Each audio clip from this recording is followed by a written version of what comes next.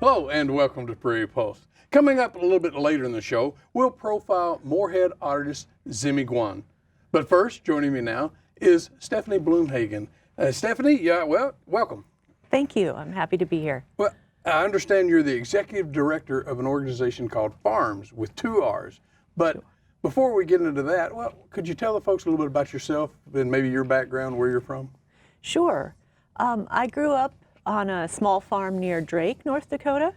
My parents raised about 500 acres of small grains. I have a music degree from Minot State University. And then I went out to Washington State and got master's degrees in public administration and environmental studies.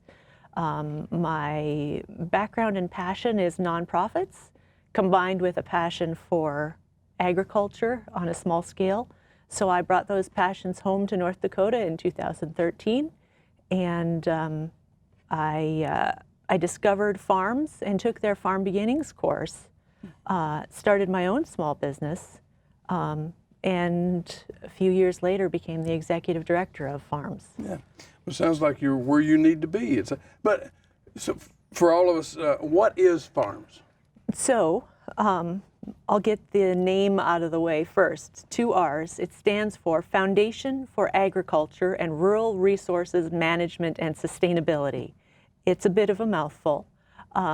It was founded in Medina about 20 years ago. This is our 20th anniversary, as the educational arm of an organic certification company.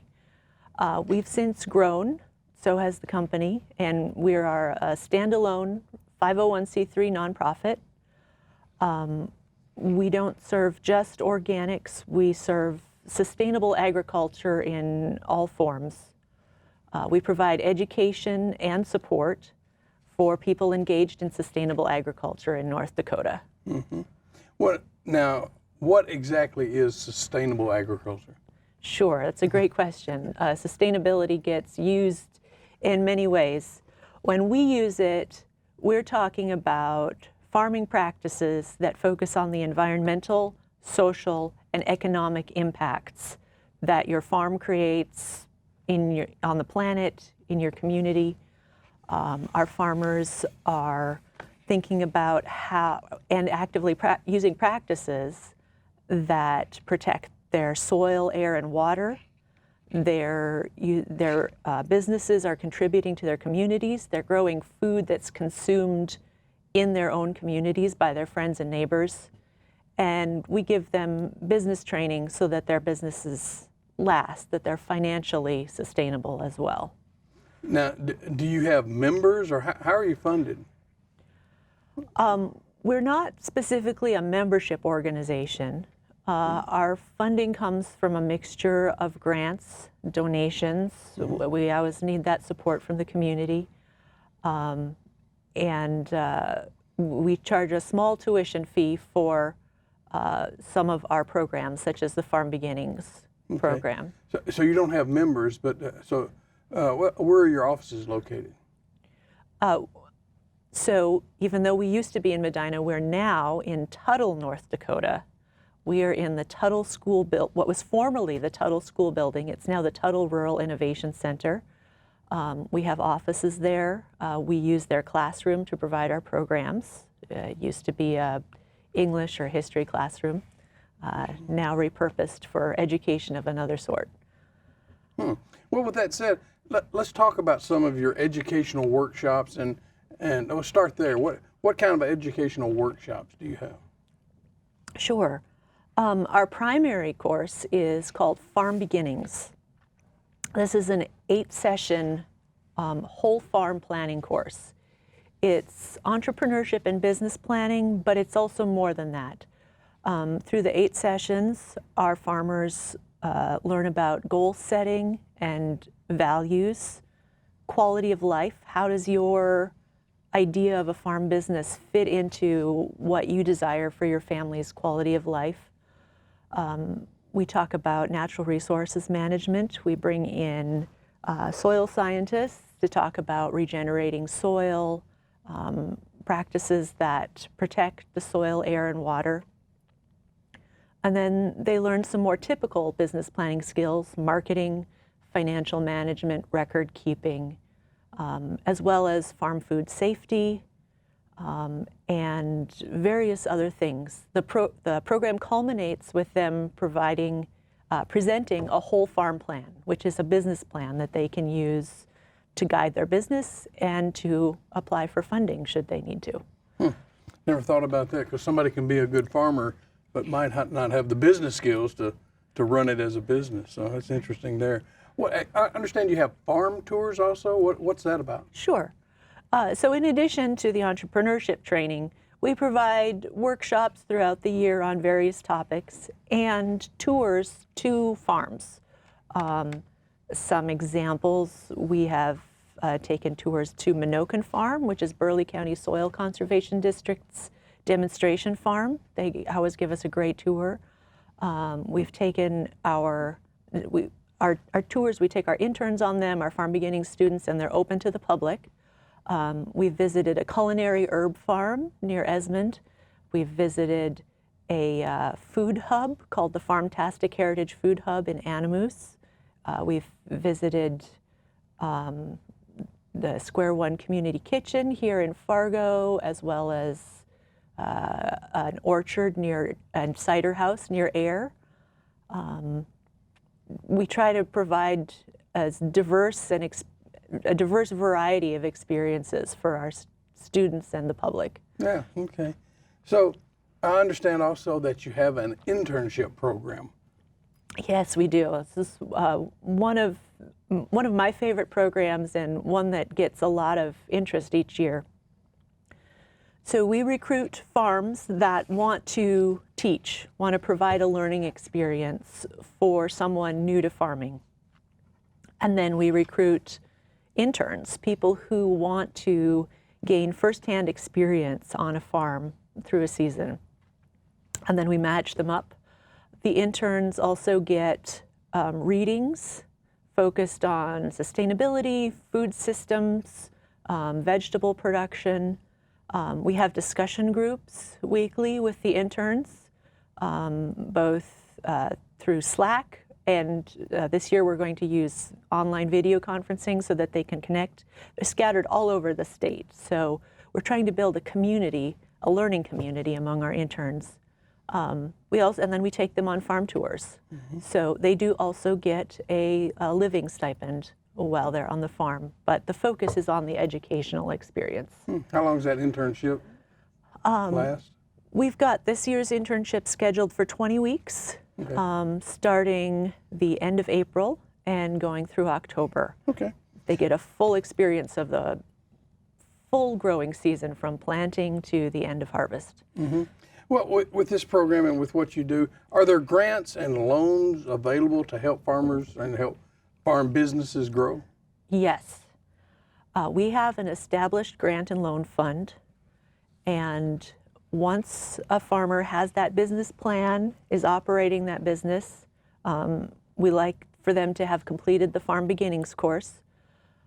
They can apply to us for small loans of less than $10,000. We are trying to make this program more accessible to farmers, to small farmers who may struggle to find financing in other ways. And so they're low interest loans. We're in the midst of refining this program, so I'm not going to go into the specifics because they might change, but the program is there.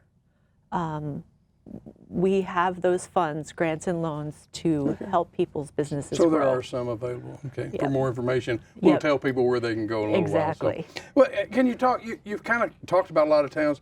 Can you talk about who you serve and the geographic area that you service? Absolutely. I'll start with the geographic area. We do serve the entire state of North Dakota, and some of our farmers are on the east side of the Red River Valley. East of the Red River. Most of our farmers are what I call direct market producers. That means they're selling directly to consumers through farmers markets. They're operating CSAs, which is stands for Community Supported Agriculture. It's like a subscription service where you pay in advance and receive a delivery weekly of fresh vegetables grown often right down the road.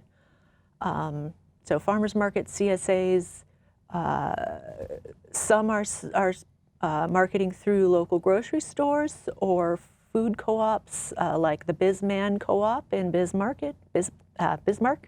Sorry, Bismarck is the farmers market. Yeah.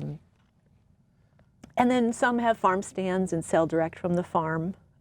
There's interest in starting food hubs any way they can. Well, with that said, because again, the people you serve and everything, but are there certain foods or products that they provide the community, or is it just what they happen to be growing that year, or does it change?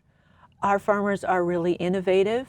I'm always pleased to see the variety of things that they grow.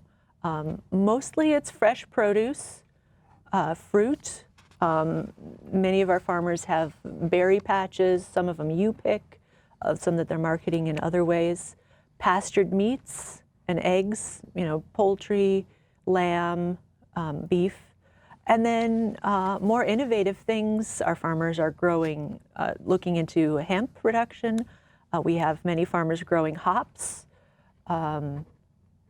mushrooms, microgreens, things that you wouldn't immediately think of when you think of a North Dakota producer, but that are delicious and that customers really love.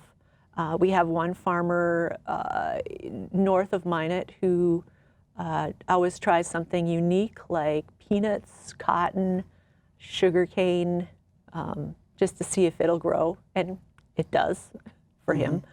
Yeah. Well, so you talk about farmers market or the CSAs, and are there other ways that it's sold, or like you mentioned hops? So are they selling to microbreweries or? Absolutely. Yeah.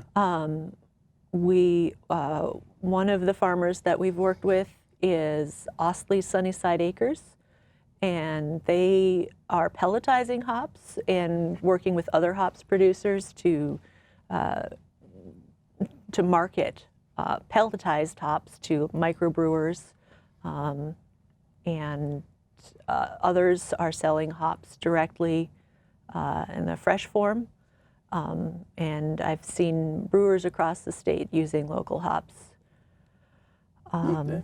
Well, with that said, it makes me think, when we're talking about the people you're working with, are these small farmers, middle-sized farmers, or large farmers, or all the above? It's a variety. Most of our producers are on, I'd say, fewer than 20 acres. Okay. But again, it's a variety. Some are diversified farms where it may be a commodity grain farm, and then one member or two members of the family will have a vegetable production or meat production enterprise as well. It's all about innovation and diversification. Okay. Are you looking for experienced farmers who emphasize sustainable farming now? Yes. Okay. One of the keys of our program, all of our programming, especially the Farm Beginnings course, is that it's farmer-led. Our farmers are the subject matter experts in all of our programs. We have a new application process that we call the Partner Farm application, and through that we are seeking experienced farmers who want to share their expertise to Farm Beginnings students, who want to host farm tours, who want to mentor a beginning farmer one-on-one, or host an intern. And all of these activities we take applications for year-round, and we do, through the support of some of our grant funders, we are able to provide a small stipend for some of these activities. Okay. You know, it seems like the recent years, and maybe it's always been this way, but do we see a trend toward more sustainable agriculture and consumers wanting it? I think consumers are wanting to know where their food is grown. they want to have a connection with the person growing their food. So they're looking for more local foods, and these are the farmers that are providing that. People want to meet the person who grew that bag of lettuce or that package of pastured beef that they're buying, and know where it was raised and how it was raised. Yeah.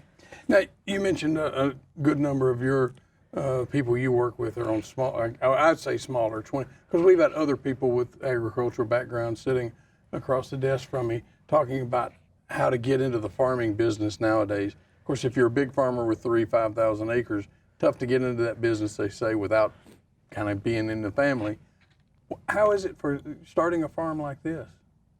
Is it easy? Is it hard? I think there are challenges no matter what size of farm you're trying to start. Land access is a challenge that we hear continually, as well as financing. These farmers have a unique challenge in that because their growing practices and the things they're growing and their acreage size is smaller, because they're a little bit different, there aren't as many educational resources available. So we fill that niche to provide the education and support for this group of farmers in this climate. That said, they have the advantage of smaller acreages. Some grow in their backyards. So there are challenges, but there are different challenges. Okay. What can you talk about the importance of farmers markets in an area? Sure. I think farmers markets aren't just a way to get fresh local food. They can also be a community gathering place, build a sense of community, especially in small towns. We're working with Dakota College at Bottineau to put interns on farmers markets to help North Dakota's farmers markets grow. Yeah.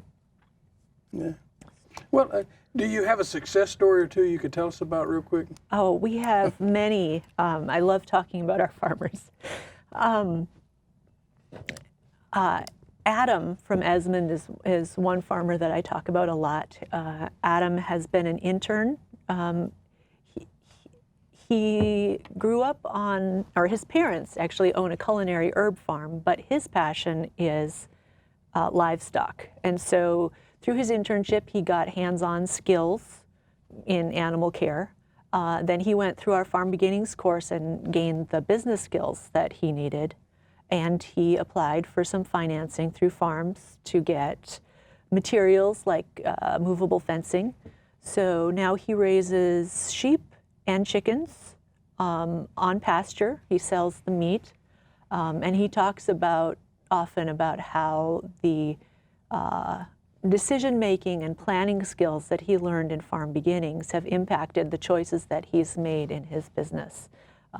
We've purchased lamb from him, and it's delicious. Well, that's great, and I wish we had time for more, but we're out of time. So if people want more information, where can they go? The easiest place is our website, farms.org. You can also send an email to info@farms.org, or call our office, 867-2921. Stephanie, thanks for joining us today. Thank you. Stay tuned for more.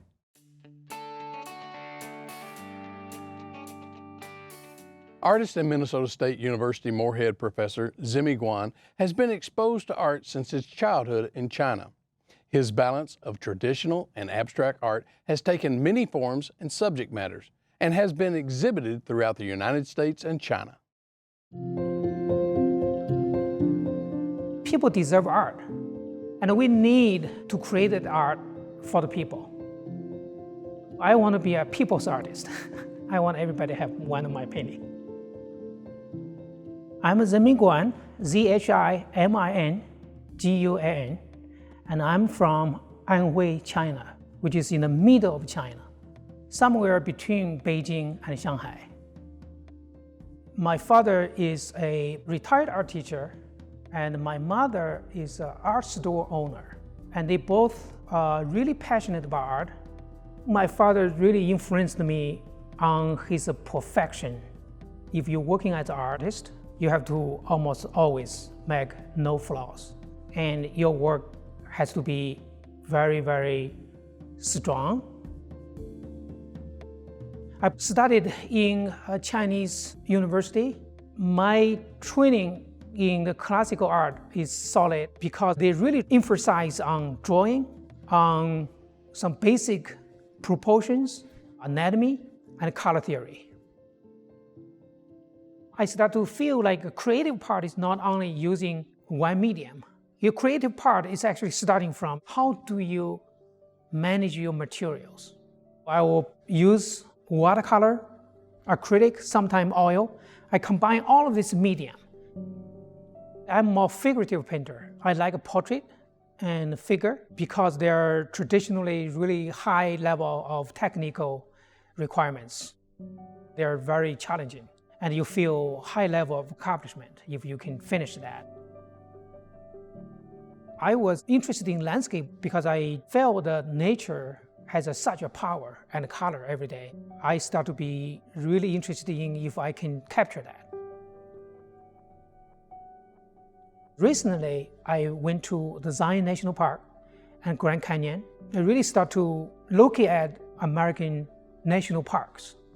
So I developed a national park series of abstract painting. So my work in that series is trying to remind people there is a great, beautiful nature world out there waiting us to go to see. I spent a few years to really try to experiment with abstract painting. And I started to bring all my knowledge of color theory, composition, calligraphy together to create my own style of abstraction. Art almost become a meditation to me. When I start to be in front of a wide canvas, I almost feel I'm facing a battle because it's very challenging. You want to create a totally unreal world with a solid figures or still life or landscapes. You almost have to really forgetting everything in your life. You have to always totally wholeheartedly into concentration. And you not necessarily winning the battle, but still you are trying to express the best knowledge of yourself. I'm a professor of art in Minnesota State University Moorhead for almost 22 years. So today I want to show you how to work with the oil painting on landscape. My painting process, I started working on tackle the problems, tackle the possible seeable problems. I really enjoy teach introduction to painting because most students didn't have any training in handling their materials and techniques. So it's really like, I think your brushes really just leave some paint on it. You don't want to like do, like that. That's a bit too strong. I feel it's really refreshing for me to tell them what to do and how to improve their work, how to observe, how to really use medium, how to come up with composition that can put together their projects. I feel benefit from teaching. I love teaching. I'm so lucky I'm into a very active artistic community. The Fargo-Moorhead Visual Artists Organization is very active in organizing art crawl every year. Feel free to walk in and look at art, have some critique too. That always make artists excited to display their work, at the same time attract the local community to look at how they create. The Rock Art Museum has almost become a local treasure. Not only have very high level collection, but also same time, the directors really discover the new emerging artist and give the emerging artist a one-man show to promote the artist. I feel I know more audience because of the Rock Art Museum. My friends and colleagues and brothers and parents, they are really proud of me to study in America and working as a professor in America. That's a big deal for them. And also same time, they feel that I should really shooting for my own goal, for my passion, and really support me to continue develop my artistic style. You should continue trying to carry on your dream. I'm lucky to live in this country, open, melting pot, welcome all new styles. I can be wholeheartedly involved in teaching and creating art, and I feel I have a very happy career and life.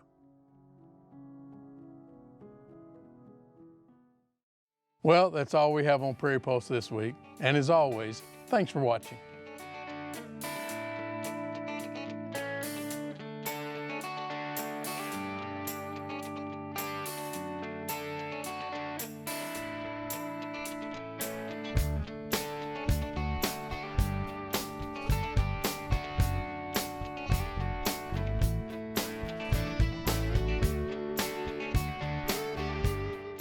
Funded by the Minnesota Arts and Cultural Heritage Fund with money from the vote of the people of Minnesota on November 4, 2008.